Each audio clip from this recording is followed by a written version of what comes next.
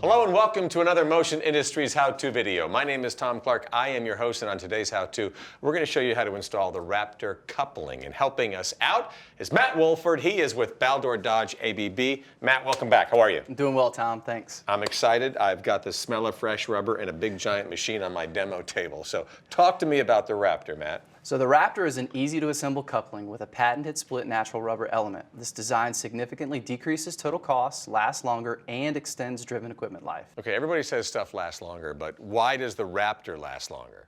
Well, Tom, the Raptor is designed with a patented wing lock element that increases the surface area at the most critical areas of the element. This results in higher bond strength, improved fatigue resistance, and up to nearly 6 times longer coupling life. 6 times? 6 times. I like that, man. So the coupling lasts longer because of the wings. But you also said the Raptor extends overall driven equipment life as well. Now, how does it do that? Well, the Raptor is made of natural rubber, so it's extremely flexible. In fact, the Raptor's natural rubber design has approximately 50% less stiffness than competitive urethane designs. This greatly reduces the bearing loads transmitted to the connected equipment, increasing bearing life up to 17 times in motors, pumps, compressors, and gearboxes. Now, I know it's right here. Now, this also fits into many existing applications without issue, right? That's right, absolutely. No modifications or additional materials are necessary. Okay, so how do we get started to install this bad boy? Well, first, before working on any rotating equipment, we'll want to confirm the equipment is disabled using proper lockout and tagout procedures. Next, make sure you're using proper PPE. PPE. I said it first. Okay, no, you got me on that one. Normally I do it, but you're right. PPE is always so important. And remember, you should do the same. Whatever the job calls for, make sure you're wearing the proper PPE. So today we're going to install a close-coupled Raptor. The Raptor is also available in a spacer design for applications such as anti-process pumps with longer between shaft end distances that are needed for maintenance purposes.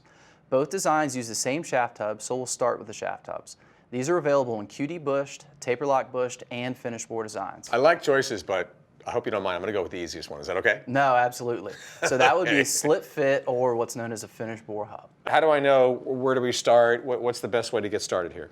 Good question, Tom. So depending upon how you orient the hubs is going to change how it positions them on the shafts to accommodate for the shaft spacing.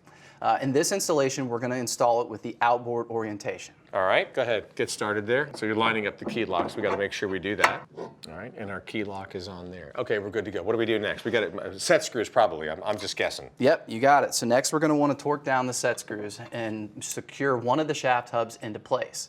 Unlike competitive designs using one set screw, the Raptor is designed with 2 set screws at 65 degrees for a 75% increase in holding power. This is a size E5 coupling, so we'll want to tighten the set screws to 165 inch-pounds of torque. All right, so we're good to go there. What comes up next? All right, so next, grab 1/2 of the Raptor element and use it to position the second shaft hub into place. Oh, okay. All right. Let's see. Slide that in, and I think we're lined up. I think we're good. Yep. Okay, what do we do now? So we'll take the element half off. Oh, okay. And we're going to torque the set screws down on the second shaft hub. Okay. So now we're going to be lined up and we're going to be ready to go. Yeah. All right, good. And you do 2 on the other side as well. Correct. What happens next? All right, so next we'll want to check the equipment alignment. The Raptor's patented wing lock element offers industry-leading combined angular and parallel misalignment capabilities. The hubs can be easily aligned using scales, straight edges, or calipers. Precision alignment equipment will maximize the life of the coupling, but is not required. All right, so how easily are we going to check this alignment?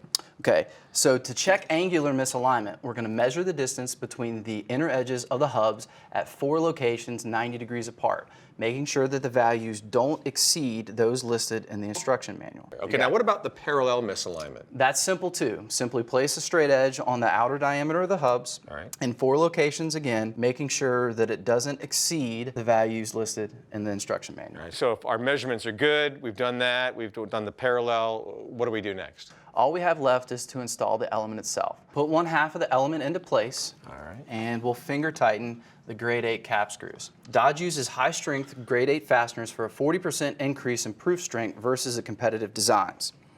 If we were installing this element in an existing application, this step is all that would need to be completed. The Raptor element is made with a split design for easy replacement without having to realign equipment. Okay, now I noticed when you were putting the screws in there, there's a space in between there and the screws. It's bigger than a normal hole. What's the reason for that? That's right, Tom. That's by design. Over time, foundations settle, vibration occurs, and often existing applications have some sort of misalignment. The Raptor is designed to be more forgiving during installation by using slotted clampering holes, giving over 1.5 times more clearance at the bolt, resulting in a noticeably easier installation. Okay, so now we're putting the rest of those nuts in there. After that, I'm just going to assume that we're going to take our torque wrench and we're going to torque everything down right, and then we should be good to go. Is that correct? You got it. Okay, now where do you actually start so we screw it in properly? You're going to want to start in the middle of the element and then work outwards. So for this one, it's an E5 element, and we'll be taking it to 147 inch-pounds of torque. And then we're good to go. That's it. All right, awesome. Matt, thank you so much. Great information. Thanks Really for having me, appreciate Tom. you coming back. That was Matt Wolford. He's with Baldor Dodge ABB. And if you have any questions, contact your nearest Motion Industries branch location. They'll be able to help you out. And if you like this video, which I'm sure you will because Matt did such a great job, check out others on our website, MiHow2.com, with me, Tom Clark, as your host. Thanks for watching.